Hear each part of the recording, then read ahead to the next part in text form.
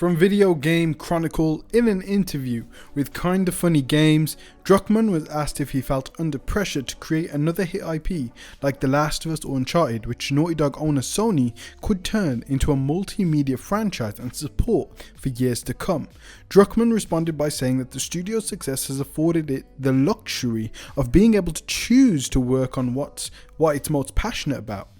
Druckman says, "I joined a studio that was already so successful that we could be kind of a prima donnas and just do whatever we want. I know not everybody has that privilege, but it's not something I take lightly. So at the end of every project, we purposefully explore several different projects. Some of them might be a sequel and then a bunch of new ideas. And then we really feel like, where do our passions lie? Because that's the fire that has to sustain for years to come. And if you pick the wrong project and then you burn out from that idea because you weren't that passionate about it 2 years into a 4-year project, you're effed. That's how you, I think, make mediocre anything if you lose your excitement from it." Druckman wasn't willing to divulge if the studio has chosen to work on The Last of Us Part 3 or something else. Druckman then goes on to say, "I know the fans really want Last of Us Part 3. I hear about it all the time, and all I can say is that look, we're already into our next project. So the decision has already been made. I can't say what it is, but that's the process we went through. That there was a lot of consideration of different things, and we picked the thing we were most excited for." So, it seems to me that the next game will not be The Last of Us Part 3. The Naughty Dog Studio may be feeling like if they go on to The Last of Us Part 3 after developing the Part 1 remake, Last of Us Factions, and Neil Druckmann on The Last of Us TV show may be too much for them and feel that they will get burnt out from The Last of Us IP.